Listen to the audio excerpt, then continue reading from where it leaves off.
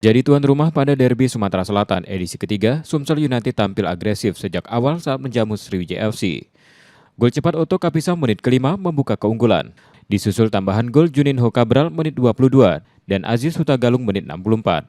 Laga pun ditutup dengan kemenangan telak 3-0. Pelatih Nilmaizar mengapresiasi performa timnya. Tambahan 3 poin menjadi peluang Sumsel United tetap bersaing di papan atas grup 1.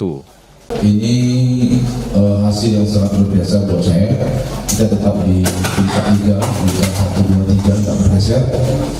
Mudah-mudahan pertandingan-pertandingan ke depan kita tetap membuat hasil yang bagus. Di sisi lain, pelatih Sriwijaya FC Iwan Setiawan menilai timnya sempat menciptakan sejumlah peluang pada babak kedua, namun gagal dimaksimalkan dan menjadi bahan evaluasi ke depan. Kita juga melihat kita juga banyak peluang di babak kedua yang mestinya bisa menjadi gol. Sangat kita sayangkan, ini juga menjadi PR buat kami, di mana untuk nextnya kami akan belajar banyak latihan-latihan finishing. Hasil ini menempatkan Sumsel United di peringkat ketiga klasemen sementara dengan 37 poin, sementara Sriwijaya FC masih tertahan di dasar klasemen dengan 2 poin. Nur Muhammad, Kompas TV, Palembang, Sumatera Selatan.